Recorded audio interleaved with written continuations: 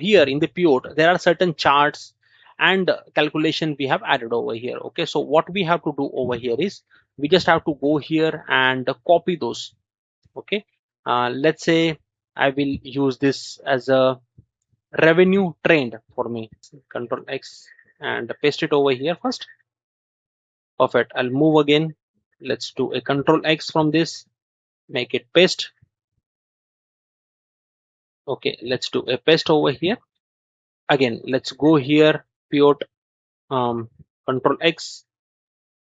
Just paste your values, whatever values you have in the pivot section. Paste all, Control X from this, go here and simply paste it this charts over here. Okay, now this is the revenue trend over here for us, right? So what I'm going to do over here is I'll call this as a revenue, right? So let's say this is the overall chart for me, budget versus actual. Move this, arrange this properly. Cool, and that's how I have added the chart over here. Let's move here. If in case you want to add one more column, you can do that. Let me just add the headers and I can add that one more column over here. Go here, headings, add one more column here, and I can see this has been properly managed for me.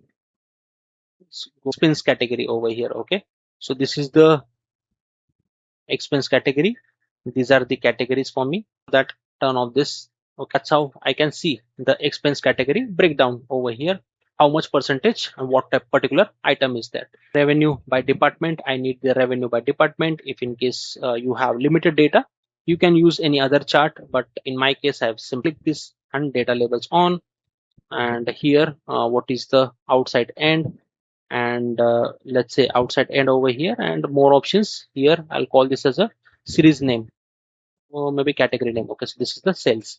I'll move this and keep it like this. Those alignment looks neat and clean. Okay, so now here what we need the payment mode over here. Okay, so let's say what exactly it is. We have this payment mode analysis, which is this. Perfect.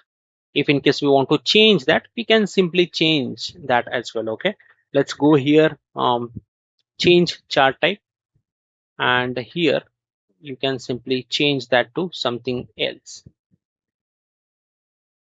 Cool. Let's say delete payment mode analysis, delete this as well. Your background we don't really require. Grid lines turn off. Final one, right? The top category expenses. So I'll just move this here.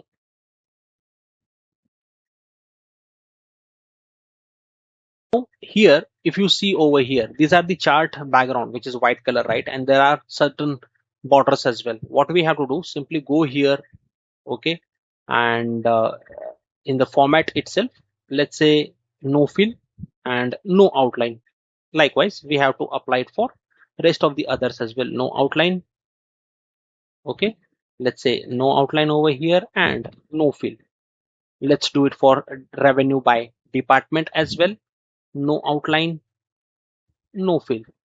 Okay, simply go here again, no outline, no fill. Cool. So here, this will help us to make our life easy. Okay, so wherever it's wrong, okay, so I can see this particular lines, we can make it as soon as possible. Good. Okay, so that's how we have added this, and this is how it looks. Now to work this dynamically, okay, what we have to do, we have to do one more step over here to add these buttons over here. Okay, to get that added, what I have to do over here is I just have to simply go here. Okay, let's go here, and I will click on this option first and make sure that this insert and relationship, we are going to add it over here. Okay, so let's go here, and I will select month. Yeah, department, let's say department. Okay, and once I have the department, I will select the category as well, and at the end, payment mode over here. Simply select this, Let's do a control X from this, go here and paste it simply. Cool. And here I'm going to say, let me just add a couple of more rows because I think it will not really reflect. Select this, adjust this properly, go here, slicer, columns, make it 2. Okay, and adjust this properly. Cool. Likewise, I'll just go here, make it 2, adjust this here as well. Cool. And let's say this one, I'll keep this as it is because it's not really required for me to change it. Perfect. And this one will ensure that we'll keep it 2 because we have the limited data for now. Okay, we can just scroll it down and we can see it over here.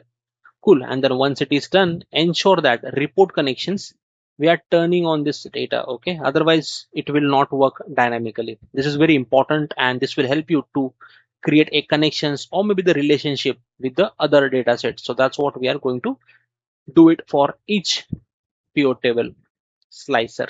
Okay, so let's say this, simply select this pivot table connections again, select this as well and apply it properly. And once it is done, let's say if there is the option, we can use it to match it properly. Okay, so let's say centrally align. Cool. Control Z, go here, align middle. Okay, go again, distribute horizontally. Okay, so you will see the space properly has been assigned here. Great. Now if I see over here, I don't really require this much space over here. Okay, so what I'm going to do over here is I'll just say delete. Okay, even this as well, delete, because it's not really making a sense for me. Cool. My dashboard is getting fit over here. Okay, so here I'll just adjust this properly, and this one I'll make sure this is properly fit over here, and this one as well. Cool. Let's do it like this. Adjust this properly, go here once again. Okay, align middle and then distribute horizontally. Okay, if in case you need me vertically as well, let's say vertical as well. Okay, so your size will look fit, neat and clean over here. So this one I'll make sure that I'll call this as a ABC finance, or maybe let's say Fincor. Okay, dashboard. Okay, and let's increase the size. Cool. Once it is done, if in case you want to add the border, let's go at the top shapes, and here I'm going to add the border over here. Okay, so let's say border and insert the border over here and ensure that no fill over here, and that's how I can see my dashboard will look like for me. Okay, the moment I do a print, I will get the appropriate details over here. I'll select this marketing over here. I can see the dynamically the result. I can get it over here. Yeah, I need the credit card details over here. I can see the credit card details over here wherever it's been utilized over here in the IT department. Okay, I only need the January data over here. I'll just select the Jan data and I can see this results over here, right? If in case you want this to be shown in a digits format, right? Let's go here, turn on this data labels. Okay, even this as well, data labels. Let's go at the bottom, it's already there. Okay, here you want this to be shown. I think this percentage works for here. Let's go here and turn on this data labels here also. Let's say data labels over here. Perfect. Now if I say only sales, okay, I can see this entire data set over here, right? If I go at the top, I'll say software only for the Feb month. I can see the details for the Feb month accordingly. Top category expenses, payment mode analysis, expenses breakdown, so on and so forth, right? And that's the power of Excel, and that's the power of dashboard what we have created today. Okay, folks. Now the best part over here, if I add couple of more columns over here,